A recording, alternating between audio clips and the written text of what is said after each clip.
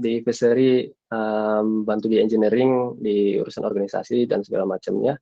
Sekarang fokusnya saya lagi bikin bisnis baru. So di bisnis baru ini ya saya nggak nyebut diri CTO atau apa, tapi saya nyebutnya tech lead ya. In short, kenapa tech lead? Saya masih mikirin technical juga dan nggak banyak urusan organisasi.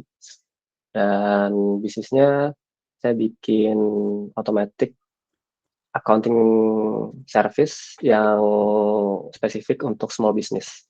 Jadi small business, let's say kayak restoran, UKM retail apa, dia integrasi POS dan segala macamnya, lalu upload expenses-nya, nota-nota segala macam ke sistem bisnis produknya, terus nanti di akhir bulan dia akan dapat laporan keuangan yang standar accounting ya, standar accounting. Itu, dan sejauh ini sih ya saya masih ngoding sambil produk, mikirin bisnis sambil ngurusin operasional. Ya kira-kira gitu sih ya, sekilas. Set. Main juga ya, operasional juga dipikirin. Delegasi ya, terakhir gue ngeliat tuh buat Telegram ya. Iya, kita pakai Telegram sebagai medium conversation. Oke. Sebagai perkenalan dikit nih buat yang lainnya, Mas Ansto, ex-Visery juga di sini nih, Head of Engineering dulu, join dari 2016 ya, Anse? Iya, 2016. 2016 dulu tuh aktif banget tuh komunitasnya di Bandung ya. Ada Bandung JS, Jakarta JS, Lambda atau apa segala macam. Mas Ansin itu dulu tuh aktif di komunitas begituan tuh. Sharing-sharing mostly di JS juga nih. Aktif juga di DevTech ID ya, Ans. Iya, ya aktif sih di DevTech mah, numpang dengerin info-info insider doang. Oke. Nah, jadi spesifik topiknya di sini tuh Hacktoberfest, Ans. Jadi Hacktoberfest apa? Mungkin gua kenalin dikit ya. Jadi Hacktoberfest semua orang tahu ya. Hacktoberfest di dunia, lu kontribut ke salah satu open source atau tools di GitHub dan juga di GitLab ya. Sekarang bisa GitLab soalnya. Ya udah bisa GitLab. Dan kita juga bisa commit ke sana kalau misal kita bisa bantu repo atau bantu tools. Minimal 4 submit 4 code, lu tuh bakal dapat baju. Entah kenapa itu bajunya tuh jadi apa ya? Jadi penghargaan sendiri ya buat engineer mostly di dunia ya. Bahkan orang India tuh banyak yang ngumpulin tuh baju doang, komit ngapain aja, readme, update segala macam mostly gitu ya. So kita tuh jalanin ini di Visery juga, Hacktoberfest. Tapi lebih beda sih, lebih sedikit beda dengan cara mainnya yang di Hacktoberfest umum. Di kita cara mainnya bukan cuman commit doang nih. Kita juga pengen bisa nyentuh ke ranah engineering general ya, kayak mungkin ada beberapa engineering yang ngoding juga mungkin ya. Jadi kita juga pengen coba ngasih kontribusi, bisa kontribusi melalui RFC aja gitu kan. Gitu loh. Jadi itu loh generalnya Hacktoberfest di Visery. Kita juga ada issue radar, kita juga ada leaderboard Hacktoberfest-nya. Ini kalau misal ada yang mau lihat ya. Kayak kayak kayak Hacktoberfest yang beneran ya. Anyway, trivia aja sih. Waktu itu saya pakai kaos Hacktoberfest yang tahun berapa ya? 2020 atau 2021, saya lupa. 2020-an. Ya kayak 2020 2021. Terus pas lagi saya di luar gitu pakai di acara sama engineer, banyaknya engineer US. Mereka nggak kenal Hacktoberfest sih. kayaknya cuma ASEAN doang. Singapura. Cuma ASEAN doang. Kayak ASEAN doang kayak. Oh ini Hacktoberfest ya, keren juga kaosnya. Ini acaranya apa ya? Kayak, oh kalian nggak tahu Hacktoberfest? Oke. Mostly di Barat nggak ada yang tahu ya. Nggak tahu ya, waktu itu di US ya, maksudnya US, nggak tahu kalau di yang lain ya, Europe, Australia. Itu kayaknya emang mostly Asian ya. Iya sih. Jadi kan Visery bikin repo juga tuh, ada beberapa repo. Ada orang mostly Eropa Timur sih sebenarnya. MA ngasih bantu kontribut juga ke satu repo kita. So, kita bakal cerita-cerita nih tentang sebagai individual kontributor ya, gimana caranya mancing jadi individual kontributor, dapetin ide gimana ceritanya dan lain-lain. Nah mungkin kita mulai ya dari best project-nya Mas Ans di Evisery sebelumnya apa sih? Best project tuh project terbaik maksudnya. Ya, let's say yang banyak dikontribute sama orang, lu Eh, maintain-nya emang. apa ya? Aduh, gua episode terakhir ngoding bener serius ngoding tuh 2020 kayak terakhir serius ngoding, selebihnya udah riset-riset. Oh iya Kalau juga. gua ngoding terakhir kan 2020-an yang untuk episode ya. Kalau di episode sendiri terakhir tuh yang gua masih agak pede itu sebenarnya kayaknya logic yang di control box yang dari zaman dulu nggak pernah berubah sampai sekarang yang terkait kontrolnya ya, kayak kontrolnya itu waktu itu gue sama Iqbal sih yang bikin itu, Oh, bikin Muhammad Iqbal. sama Iqbal waktu itu bikin logic yang control boxnya. Kita bikin logiknya simulasinya dari Google Sheet, jadi gue itu bikin simulasi step dari pakai Google Sheet itu bikin simulasinya udah kita ubah jadi kode. Nah itu kayak berarti 6 tahun ya, kalau nggak direfaktor di tahun ini ya berarti udah 6 tahun ya kodenya itu berjalan. Itu mungkin ya kalau sebut bilang best, tapi kalau di terkait dengan Hacktoberfest atau best project, gue udah lupa punya repo apa aja di di Pusri ya, nggak ingat ya, serius jujur nggak ingat. PouchDB, gue kalau nggak salah ya, gue ingat ya ada Uh, PouchDB, ada siapa. Mostly repo-repo yang sama Fisher itu gue co-author ya, ngerjain barengan gitu. Jadi kayak gue punya ide ini terus ngajak Dimas, gue punya ide ini ngajak lu yang waktu di Nemo juga kan, gue punya ide ini terus ngajak lu bikin, terus di mana lagi ya, hampir semuanya sih kayak gue punya ide sesuatu terus gue ngajak orang buat ngerjain bareng. Yang ngerjain sendiri tuh gue sampai lupa ngerjain sendiri apa, kayaknya udah nggak ada. Dashboard Divisor yang awal versi pertama kali yang sama Damba sama Irfan kayaknya udah dihancurin sih, itu udah nggak ada ya. Oke. Nah, banyak ya, mostly banyak ngajak juga nih. Tapi dari beberapa repo nih yang jadi perhatian aku ada beberapa nih ya. Salah satunya siapa nih? Ceritain dong, siapa apaan sih? Oke. Ini jadi waktu itu idenya kayaknya 2021-an waktu IVC itu udah meresmikan remote-nya ya. Dulu kan remote cuma di tim Eng doang ya, terus kita resmikan remote. Di situ problemnya tuh saya ngerasa orang-orang tuh nggak kenal, antar IVC nggak kenal dengan remote, juga jarang ketemu. Satu, kedua udah gede banget ya, udah gede banget juga IVC seribuan gitu. Jadi saya kepikiran gimana caranya orang kenal orang lain lah. Nah, kenal orang lain tentu akhirnya cuma tahu. Nah, kepikiran interaksi gimana kalau interaksinya ala-ala Tinder yang swipe kanan kalau dia kenal, swipe kiri kalau dia nggak kenal. Nah, dari situ ada leaderboard juga nggak ya? Saya lupa udah sampai leaderboard atau nggak, tapi yang jelas datanya kita ngecatat data siapa aja yang sering swipe kanan, orang ini nge-swipe kanan berapa banyak, orang ini di swipe kanan berapa banyak, itu kita track sih. Jadi nanti biar tahu. Tujuannya itu kayak Tinder tapi untuk advisory. Jadi kita biar kebayang. Nah, ngambil datanya diambil dari Slack. Jadi dari Slack itu diambil user listnya, dari user Slack, terus diambil fotonya, terus apa lagi ya? Gue lupa preprocessingnya.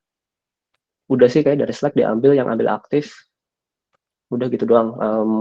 Alasannya kayak tadi sih, ya alasannya karena orang-orang udah pada nggak kenal lagi sama satu sama lain di Slack. Iya, karena remote ya. Ini juga gue lagi baca nih RFC-nya detail ya. Oh, ya. ada RFC ya? Iya. Gue baru ingat tuh ya RFC-nya. Lu sempat bikin RFC-nya kanan nama orang nih kan. Kalau kanan kenal ya kalau nggak salah. Kiri nggak kenal. Jadinya tahu nih siapa yang harus kayak perlu dikenalin. RFC ya. RFC itu yang paling pertama Mas Ans kenceng-kenceng RFC kan ya. Menurut lo sepenting apa sih RFC itu? Menurut gua kalau lu pengen nyampein gagasan, RFC jadi penting karena nggak semua orang tuh bisa ngerti gagasan lu apa. Jadi lu harus bisa nuangin gagasan lu dalam bentuk orang yang bisa baca dan bisa diskusi dengan, ya meskipun orang kan persepsiin RFC itu beda-beda ya, masih berbeda tuh kalau kamu nulis sesuatu, orang bisa persepsiin berbeda. Nah, tapi karena ada sesuatu yang ditulis, punya patokan gitu diskusi. Jadi, menurut gue penting daripada kita ngobrol ngawang ya. Nah, RFC seperti itu. Sebenarnya gue bawa RFC culture waktu itu ke Visery karena kebiasaan juga di open source ya. Open source tuh bahas mau ngajuin sesuatu, bikin isus ya, tapi isus kan ada detail tuh.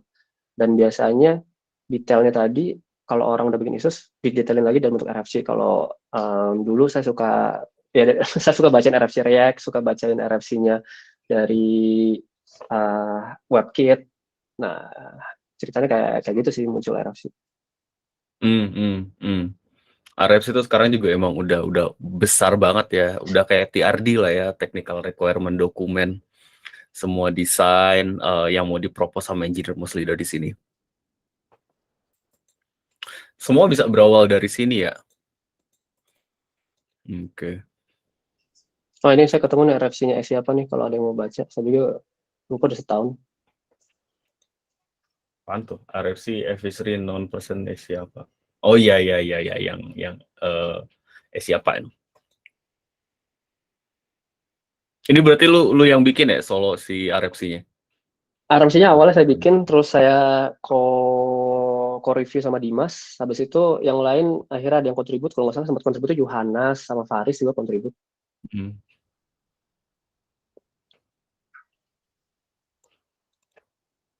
Nice. Mungkin banyak apa sih, ada beberapa orang ya mulai kepikiran, kok bisa sih dapat inspirasi atau insight yang kayak gini, apa sih yang bikin lu mancing-mancing dapat insight yang beginian? Kok mau lu tiba-tiba aktif buat ngejalanin ini? Sebenarnya kalau yang motivasi pribadi sih sebenarnya saya riset ya. Karena dulu di Visery udah banyak yang nggak turun hands on ngoding secara yang kritikal, hands on-nya urusan lain.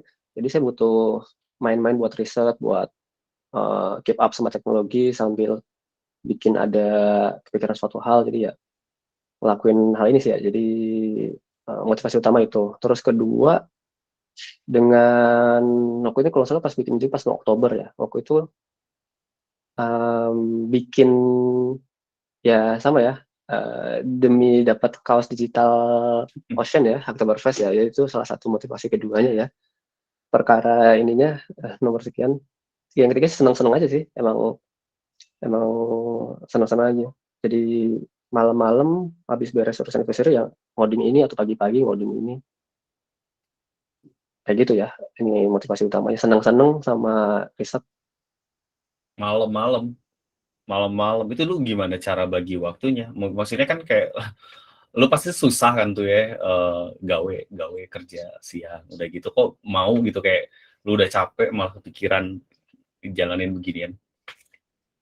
Ya tadi karena yang ini senang-senang ya, mungkin nggak semua orang kan punya kesenangan untuk ngoding ya. Tapi kalau saya sih memang senang untuk ngoding yang hal-hal apapun lah ya, hal-hal apapun saya masih senang. Poin utama sih bukan ngodingnya, poin utamanya craftingnya sih.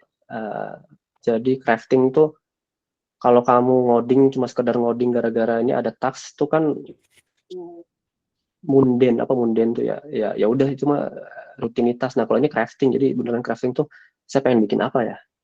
Nah itu kan crafting ya, crafting itu yang seru sih. Dan kenapa saya bilang seneng, kayaknya cuma di software engineer aja sih kita bisa bikin sesuatu dari yang kosong, atau dari teks doang bisa bikin jadi sesuatu. Nah itu yang serunya sih crafting. Craftingnya bikin sesuatu.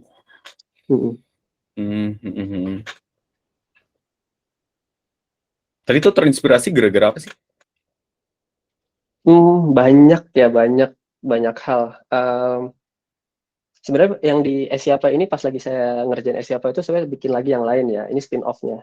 Jadi spin-off-nya dulu tuh soalnya saya sempat ada mainan hal yang serupa di sini, dibikin jadi ngambil data dari Twitter, karena saya dulu main di social analytics, ngambil data dari Twitter ini, lalu dimasukin ke apa ya istilahnya, ditarik, terus jadi ininya jadi katalog lah. Nah ini masih Oh, saya ketemu ini lucu-lucuan banget ya. Sorry kalau ini kesannya remeh-remeh, tapi dulu saya pas lagi siapa ini bikin ini juga. Jadi ngambil dari Twitter. penyegaran timeline. Hmm.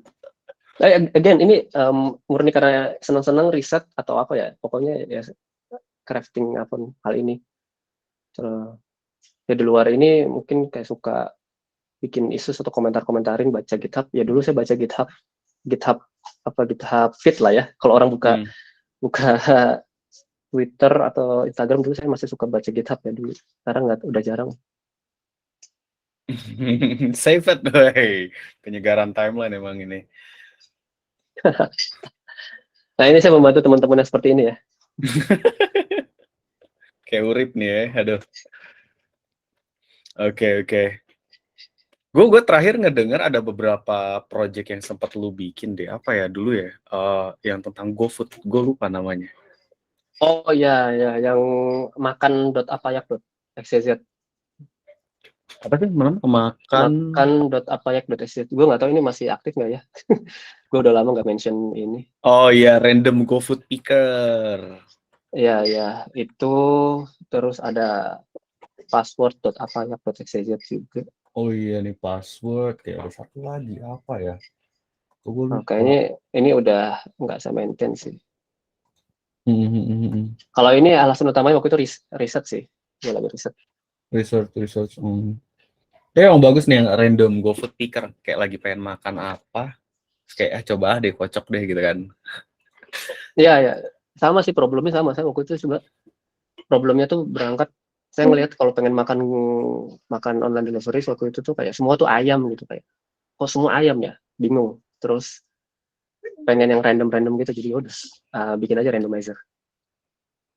Randomizer. Random GoFood. Ini cara ambil datanya gimana? Um, gua ya gua ngelihat di belakang situsnya GoFood tuh API-nya kemana gitu. Oh, oke. Ada ininya kok, ada API-nya jadi kalian bisa lihat sendiri atau kalau sekarang udah nggak jalan ya mungkin bisa di ini aja bisa diperbaikin. Oke. Ada ya reponya di mana ya? Di Ada GitHub reponya lu ya. GitHub. Udah lama banget sih ini. Ada random code API. Kelamaan. Sehingga saya ini sempat rame sih di slide-nya Gojek waktu itu katanya. Oh iya toh. Hmm. Sempat rame.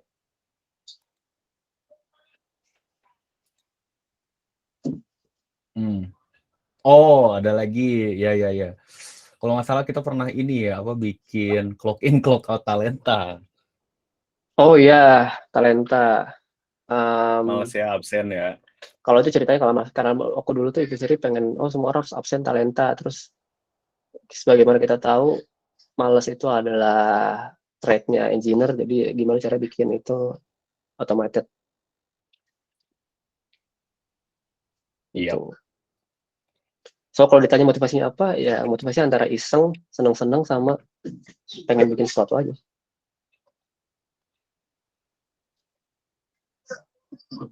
Nah, lu kan tadi pasti beranjak bawa temen ya nih, bawa barang-barang kontributor lain lah ya.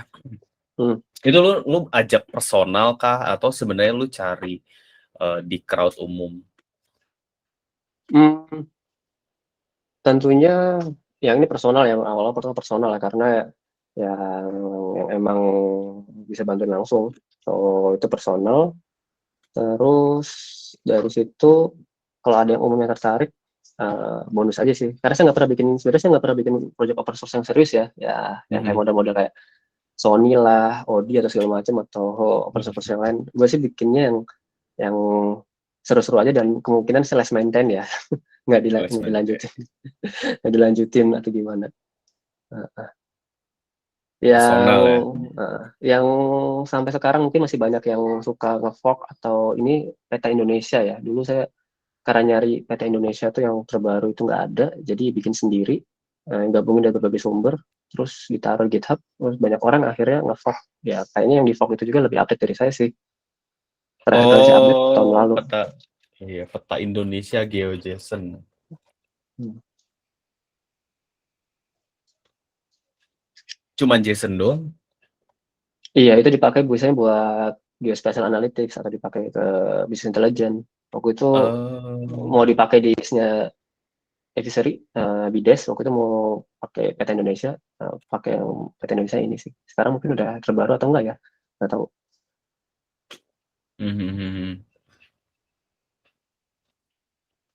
Oh, kontributornya nggak jauh nih, berarti Dimas sama Yohanes lagi nih. Iya, personal ya. Coba ngajak-ngajak berarti. Iya, ya karena sebenarnya kalau berangkat dari RFC itu diskusi anaknya diskusi sama yang udah kenal dulu ya, sama yang udah kenal diskusi, make sure apa kalau saya sebutnya proving ide lo itu benar atau enggak ya, maksudnya benar tuh saya nyebutnya sih idiot proof ya, idiot proof tuh kayak ini ide lo tuh sebenarnya obvious atau enggak, atau sulit dimengerti atau enggak gitu. Namanya Oh, idiot oke. idiot proof, saya nyebutnya idiot proof ya, kayak ide lo tuh kayak mudah dimengerti atau enggak, terus ada masukan Idiot apa. proof. Idiot proof. Menarik, menarik, menarik.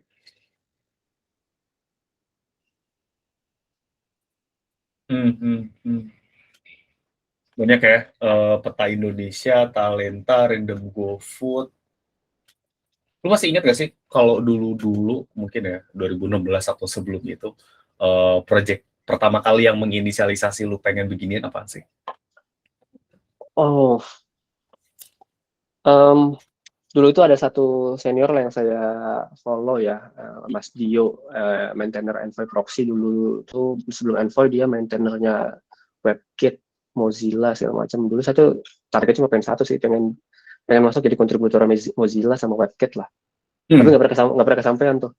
Kayaknya hampir mendekati itu tuh Dimas ya. Waktu itu soalnya sempat nyari-nyari isus yang ada di Mozilla sama di WebKit.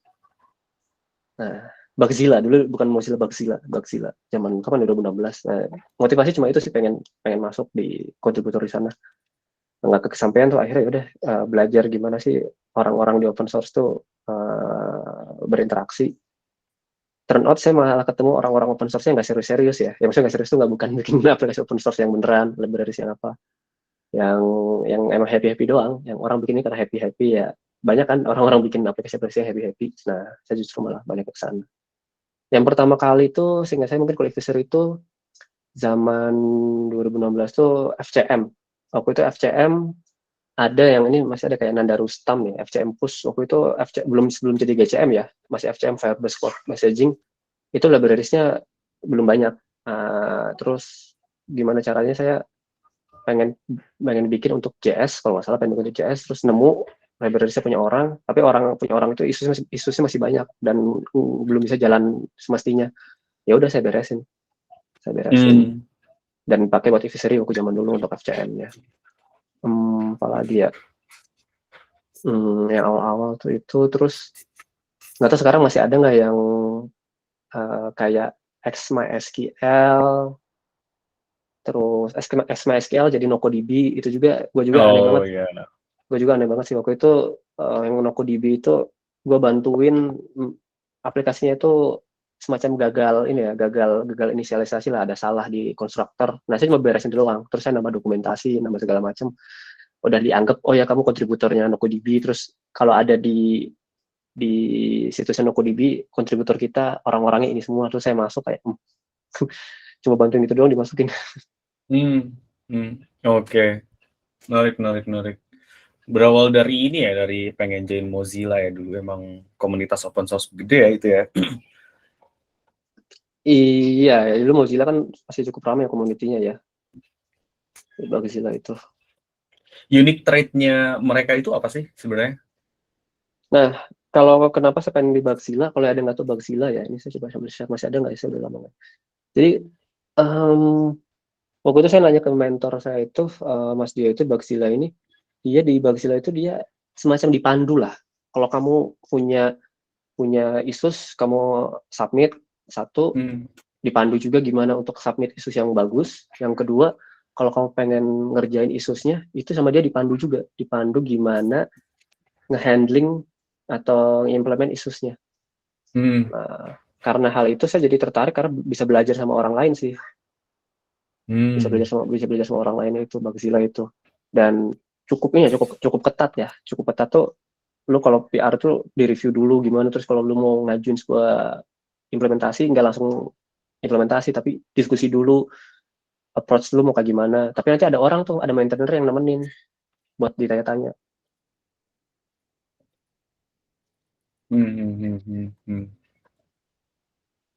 Tapi Bugzilla untuk yang Mozilla-nya, ini kan Bugzilla-nya platformnya ya. Nah, di Mozilla tuh punya pakai Bugzilla ini buat bug itu juga. Ketat ya berarti reviewnya. Gue jadi inget nih apa sih university di Amerika ada yang di-banned tuh gara-gara dari PR-nya Linux kalau nggak salah. Soalnya mereka bikin bug gede.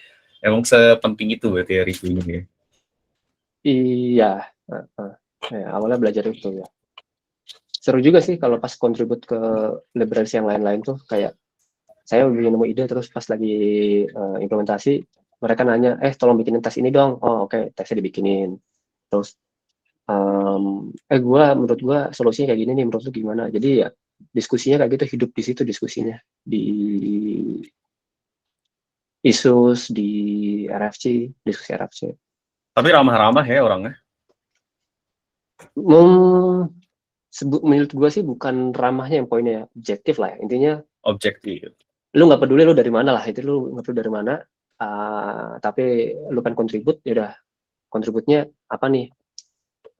Terus kalau misalnya ya juga ngalamin ya, kayak gue udah PR terus nggak ditanggupin, disundul, oh ya sorry gue cek ya by email, itu juga mereka ramah, itu ramah. Terus atau kedua, gue juga pernah ada reponya gitu, ada yang PR terus sorry nih, tolong cekin dong gue lagi PR ini. Oh ya udah, gue baru nge-review.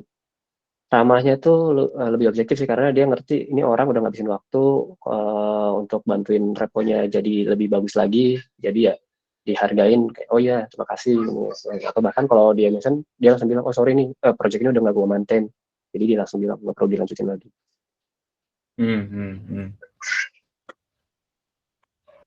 Saling bantu juga ya. Gue juga pernah tuh ada temen, dia itu cuman pengen bikin commit di approve di MySQL. Itu tuh seseneng itu, cuman dia pengen bikin commit di MySQL buat ngebantuin solving bug segala macam. Jadi achievement sendiri ya, bisa contribute ke repo-repo gede gitu. Iya, ya kontributnya bahkan dokumentasi, terus tes itu juga dianggap ya, bukan diremehkan ya, karena ya kalau udah gede juga penting ya, kalau dokumentasinya bener, bagus, ngemudahin buat orang make. Terus kalau tesnya juga bukan coverage sih, memastikan test case-nya nggak salah, terus nambahin test case yang baru, itu juga mereka appreciate. Jadi nggak cuma kodenya doang sih, nggak cuma isus. Oke. Mungkin sebelum gue open FAQ ya, dari Mas Ans, ada nggak sih menurut lu repo atau tools di Evisery ini, atau project yang menarik buat dijalanin di Evisery, ataupun beberapa project yang mungkin di open source, atau kayaknya ada project kayaknya bagus nih kalau dibangun lagi, apa sih yang menurut lo? Dari terakhir ya. Gua udah lupa, hampir 6 bulan ya. Cuma dulu tuh nggak tuh yang IPAC dilanjutin nggak, yang kayak dulu yang OCR ya, itu kalau itu bisa di open menarik.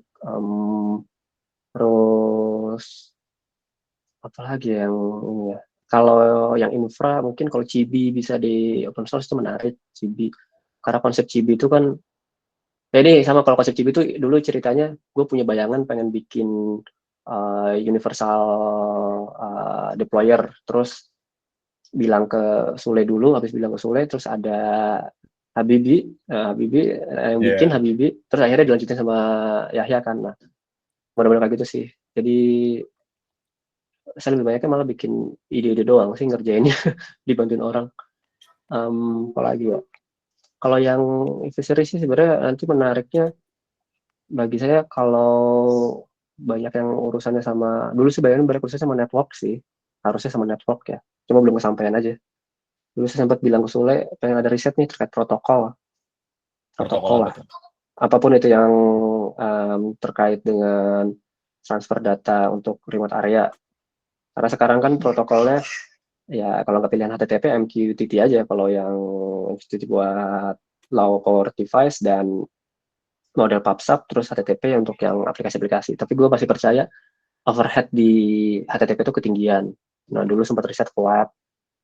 Nah, dulu sempat riset ke web tuh, cuma nggak dilanjutin. Kalau yang nggak tahu, web itu gimana bikin protokol seperti HTTP di atas UDP, bukan di atas TCP. Oh, iya iya iya. Nah, dulu Royan yang saya minta riset ini waktu Royan magang. Nah, dari Mhm. riset co itu saya bikin wrapper-nya co-web, wrapper co-web biar kayak Express-like. Jadi di JS tuh Express sudah standar kan, jadi saya bikin engine-nya untuk semacam kayak Express, tapi co-web belakangnya namanya co-web Polka. Karena Polka ini ya, based on-nya pakai Polka. Tapi protokol belakang co-web. Jadi kayak misalnya get sesuatu endpoint apa, nah itu kan kayak biasa nulis Express biasa, tapi bukan pakai TCP atau HTTP di belakangnya, tapi di belakangnya ODP, web. Nah itu menarik sih karena um, network ini sorry agak niche ya. Di dunia web kan HTTP sekarang udah HTTP 2, udah mau HTTP 3. Terus Udah masih 3 ada ya.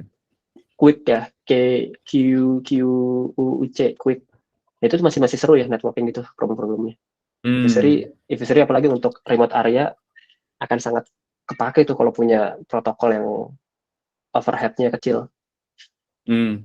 Isu remote area ini nggak akan pernah habis ya berarti di Evisery ya. Even buat dunia juga belum pernah habis sih. Oke, menarik nih. Itu Kayak tuh gitu, ya ada beberapa too far ya. ya, too far. Kalau yang sekarang saya nggak tahu ya advisory apa aja. Mungkin di lookup aja sih ke dalam yang kamu bikin secara custom untuk internal advisory apa nih yang nggak bisa pakai yang luar, nah itu dipakai di publish keluar. Menarik. Eh, gue satu lagi deh. Jadi kan Hacktoberfest ini berjalan, kita tuh nungguin ada orang yang bantu kontribusi nih, dan juga mungkin ada yang bikin RFC juga nih di Channel Innovation, lo tau lah Channel Innovation banyak kan tuh. Nah, komite tuh biasanya kita mancing-mancing nih beberapa kontributor buat bisa bikin RFC nih. Gua ada beberapa ide yang di-share sama Ipat juga nih sama Jun ya. Gue minta pendapat lo aja di sini. Project pertama, idea pertama nih ya, kata Ipat nih, gimana kalau kita bikin satu tools review CV yang buat ngedapetin fitur-fitur dari resume yang yang dikirim buat bisa nge-highlight skill yang dibutuhkan posisi tertentu. Hmm. Gimana menurut lo? Hmm, menarik untuk problem advisory karena masalah scale-nya udah ada ya, yang membantu HR juga untuk review CV, nge-extract itu menarik. Tinggal dipikirin mediumnya aja ya. Maksudnya Medium. mediumnya tuh kalau jadi lips kan nggak bisa dipakai orang secara langsung ya. Jadi perlu ada inilah, perlu ada showcase-nya ditampilkan dalam bentuk apa. Oh, showcase. Menarik. Showcase. Dan satu lagi ya, project idea-nya. Lu tau lah Glossarium Advisory ya, spreadsheet itu. Kadang juga bisa pakai cari data.advisory.com tuh kan ya. Ya mungkin di sini beberapa orang ya lebih banyak ngecek Slack terus nanyain istilah ini, istilah itu, kadang minder atau enggak gitu kan ya. Idenya adalah gimana kalau bikin add-on browser, Firefox atau Chrome, yang database-nya dari Glossarium Advisory itu, terus dibikin bentuk Grammarly. What do you think? Dibentuk tidak apa? Jadi kayak Grammarly. Kalau Grammarly kan di Oh, hover, oke nanti oke. langsung keluar pop-up. Hmm, looks like interesting. Kalau gue lagi pengen riset belajar bikin plugin Chrome, gue mungkin akan mau kontribut ya. Itu satu. Yang pertama kan tadi ya motivasi gue pengen riset ya satu, sama motivasinya pengen bikin yang lucu-lucuan, seru-seruan. Mungkin poin keduanya nanti gimana si si user advisory-nya ini aja ya Pak, pakainya. akan gunain ya pakainya. Tapi itu menarik sih, maksudnya nggak semua orang tahu cara bikin plugin Chrome sih ya. Jadi itu bisa hal yang menarik buat dipelajarin ya, plugin Chrome. Iya. Seru. Oke, that's it. Mas Hans, mungkin gue open FAQ kali ya. Yang mau tanya open ini aja. Open lagi. Angkat tangan aja. Feel free.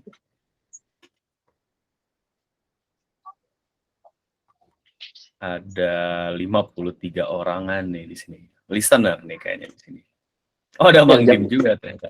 Jam kerja soalnya saya. Jam kerja, iya betul. Ada Mang Dim. Wah, itu Mas Adit suka bikin-bikin juga tuh. Nah, ini kan seru-seru ya, bikin Chrome extension gitu-gitu. Oh iya, intip Chrome extension Mang Adit sama ya. Ini apaan ya? Chrome extension Wecera plus Rescript. Bikin add-on ini berarti ya Chrome. Pakai ya itu dulu nyobain ini kan bikin Chrome extension pakai Rescript. Jadi dulu kan ada ini kan senang sama ReasonML sih. Oh iya. JavaScript. Kan sebenarnya bikin Chrome extension cuman pakai template ini doang kan, kalau nggak salah yang user ya. Ya. Itu doang sebenarnya sama JS tuh. Jadi hasil build-nya si Rescript itu ditambahin template user. Ini menarik gitu. Pluginnya buat dapetin apa, Mas Adi? Ya itu cuman buat nge-select API aja, terus tahu lokasinya di mana. Oh, oke. Itu project iseng sih, nggak serius. API browser. Iya. Buat dapetin current location sama kayak misalkan kan dulu tuh waktu di Warpin gue lupa apa ya. Jadi ada apa sih platform buat ini apa namanya yang buat tracking error tuh Sentry. Nah di Sentry itu ada bug, itu kan ada IP-nya. Misalkan ini masalahnya di mana sih, daerah mana. Jadi gue cuman select ya IP-nya, terus udah tahu lokasinya di mana gitu ya. Tapi sebenarnya itu consume API-nya ada di source, terus mana ya? Bentar. NV kali ya. Gue lupa. Udah lama banget nih, 2 tahun nggak pernah buka. Tapi sama aja kan, sama aja tuh Mas Adi juga motivasinya sambil pengen riset terus pengen bikin yang lucu-lucuan kan. Ya karena simple gitu aja sih. Simple. Soalnya kalau terlalu serius kadang biasanya nggak jadi. Kalau project iseng tuh biasanya jadi sih. Gue nggak nyangka Mang Adit pernah bikin beginian ya. Gue juga jadi penasaran sih sebenarnya di sini di meeting ini ada nggak sih yang bikin open source beginian yang menurut kalian project menarik? Share dong di chat kalau ada. Kayaknya banyak sih. Waktu itu gue pernah masih itu kayak Urip tuh, gue pernah tahu Urip bikin sesuatu, terus Faisal, terus banyak lah ini yang siapa yang saya lupa, ada yang bikin untuk trading, siapa ya, saya lupa, trading banyak lah, anak-anak fishery banyak sih yang ini bikin.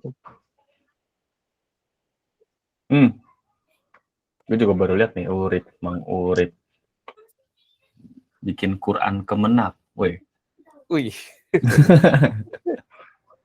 Well, itu fashionless ya, bro. Wah, bikin get kontak. Tuh, si Faisal juga bikin yang buat Tekken Asia, mantap. Ini menghindari paywall nih, bagus nih, sosialis banget. Waduh, mantap ya. Menghindari paywall. Pakai akun pribadi berarti, mostly yang beginian emang akun pribadi. Sekarang tuh kategorinya apa ya? Kalau bikin project menarik tuh. Kan udah banyak tuh, ada blockchain, Web3 dan sebagainya. Dengan gue ngelihat terakhir di GitHub trending sih itu ada lebih ke data apa sih, DBMS sih. Gue SurilDB deh, gue belum pernah ngeriset. Oh ya. SurilDB. Ada lagi selain SurilDB, DB apa lagi gitu, dia kayak immutable, udah gitu historical lah. Banyaknya database ya terakhir gue ngeliat. Saya kalau ngamatin ini apa ngamatin GitHub sekarang saya banyak GitHub-nya orang-orangnya teman-teman yang di platform engineering sih. Oh, iya, Tapi platform engineering. Ini juga gue baru lihat di GitHub nih, ada satu kategori yang belum pernah muncul. Kategorinya adalah porn. Ini masuk GitHub trending. Namanya Stes, dia kayak self-hosted organizer buat nge-serve that. Gak jelas emang sampai beginian masuk trending. betul seru. Microblogging, text editor, PyTorch. Paling ini ya, gue jadi inget tipsnya selain Bugzilla itu ya, waktu gue pertama kali berani hands on GitHub, baca-baca dan itu ada namanya GitHub tuh tag namanya good first issue sama apa ya, good first issue kalau nggak salah, good first issue, cuma itu doang. Nah itu udah banyak toolsnya sih, intinya sih dia akan membaca dari repo GitHub mana yang di tag good first issue. Nah good first issue itu karena isunya emang udah mudah jadi bisa langsung hands on terus kerjain dan nggak serem isu-isunya, bisa dari situ. Kalau enggak, gue lebih suka, kalau enggak baru cara ketiga nih, cara yang pernah saya pakai. Saya itu biasanya pilihannya antara nyari topik yang emang saya suka banget dan akhirnya saya coba cari reponya terus diskusi ke sana, atau cari orangnya. Jadi saya suka nyari orangnya. Waktu itu nggak tahu di Evisir masih ada nggak ya. Dulu tuh saya ada Libs yang saya pakai untuk bikin satu server, dia bisa serve as GraphQL sama REST sekaligus, namanya Sofa. Nah waktu itu memang saya nyari-nyari topik itu, terus saya akhirnya kenalan sama orangnya, ngobrol gitu. Ya udah gue sok kenal, nge-email segala macam, terus beresin isunya dia, bantu-bantuin. Dan ya jadi seru juga belajar sama dia. Dia orang Jerman yang bikin itu, gimana caranya satu server dia bisa langsung serve REST maupun GraphQL-nya out of the box. Jadi kita cuma maintain satu logic, nggak usah maintain dua logic. Tapi caranya dengan lu suka topik apa, cari reponya, terus cari orangnya. Atau lu udah tahu orangnya di mana, di Twitter atau di mana, terus orang itu bikin repo apa, cari tahu orangnya. Yang paling terakhir yang tipe kayak gitu saya ingat waktu saya bikin Coap Polka yang tadi yang Express tapi di atas Coap untuk ODP. Itu saya akhirnya ngobrol sama namanya Matteo Colina. Aku dulu saya nggak kenal tuh Matteo Colina apa. Ternyata dia core kontributornya Node. Dan akhirnya saya diceramahin mengenai streaming segala macam, kayak oke, dapat ilmu baru gimana core nodenya. Jadi dia maintainer node yang core-nya, dan dia spesifik untuk urusannya stream. Ya. Nah tapi dari situ saya bisa kenal banyak ya, bisa kenal orang-orang gitu yang nggak terjangkau. Tuh dari Dambaan, tips trik dong, so kenal dan di notice sama kontributor terkenal. Pertama cek aja isunya, cek kalau isunya ada dia kerjain isunya, satu. Kedua, kalau lu ngajuin sesuatu, ngajuin dan konteksnya bertanya, bukan konteksnya ngasih tahu. Pasti dibalas sih biasanya. Karena kamu tahu mentornya ini, terus kita nanya, menurut lu ini gimana ya? Oh, mancing-mancing. Iya, oke. Isu ya, semua berawal dari isu ya. Iya sih, kalau di GitHub enaknya itu issues ya. Kita berfase juga kan akhirnya issues segala macam. Apa lagi ya? Ya dulu gue masih ingat main good first issue itu ya, cari-cari repo yang issue. Masih harusnya masih banyak sih ininya, kayak portal yang buat dia ngebaca good first issue-nya GitHub. Oh ya, good first issue.dev ya. Ada banyak lah itu. Pantengin itu. Dulu kalau saya mantenginnya di Twitter ya, saya cari good first issue-nya. Ada orang yang bikin di Twitter, dia head setiap hari. Ya. Oke. Nice. Ada yang mau bertanya lagi? Silakan, feel free.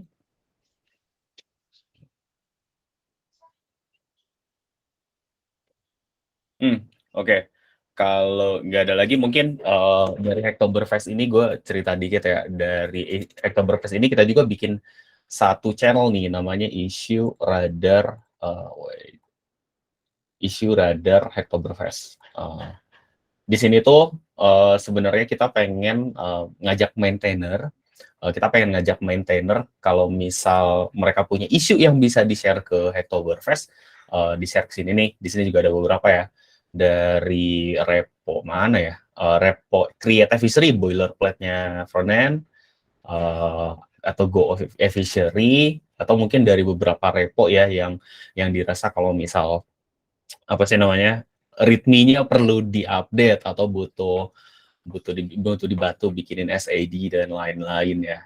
Jadi buat maintainer, gue jelasin dikit gimana sih cara buat bisa buat jadi reponya bisa di-maintain. Yang pertama gampang, dari repository ini tuh kalian perlu ada issue ini ya, bukan Jira issue. Issue ini yang nanti bakal isinya ada beberapa isu-isu di sini yang mau kalian angkat ya. Yang pertama tentu kalian perlu enable dulu nih issue tracker-nya. Di sini private issue tracker bisa kalian tambahin. Udah gitu di bagian webhooks, di settingnya di webhook, kalian tinggal tambahin salah satu URL ini nih, hf-api.efficery.ai/issue/webhook. Bisa kalian kasih aja repository push, created update, approved sama merge. Nanti kalau misal pada saat kalian bikin issue di sini dengan hashtag Hacktoberfest, dia bakal langsung muncul. Dan di sini juga jadi radar buat kontributor ya, buat nyari-nyari kira-kira ada nggak sih yang bisa dibantu gitu kan. Gitu. Mungkin kalau nggak ada pertanyaan lagi, mungkin sama aku tutup ya Mas Ans. Makasih banyak Mas Ans udah bisa join sharing-sharing nih di sini. Dan mungkin lusa gue bakal ajak ngobrol lagi nih kalau misal dari Mas Ans perspektif sebagai inisiator ya, yang nginspirasin gimana caranya start project atau start yang kayak gini ya. Nanti gue bakal ajak Habibie Farid gimana caranya supaya share nih, maintain gimana sih mulai motivasiin buat ngejalanin yang ngodingnya segala macam. Nanti bakal cerita lah dari Pawang Cibi itu siapa Habibie Farid gitu Ans. Makasih banyak Ans dan semuanya yang udah join 53 orang ya, thanks banget. Nanti bakal ada lagi di hari Kamis. Thank you semua, bye bye. Makasih Ans, thanks banget loh. Semoga bermanfaat ya. Yo. Thank you. Thank you semua. Ini thank you nih Faisal buat baru inget nih, mantap nih. VTIA, mantap. VTIA. Katanya. Kemana? VTIA.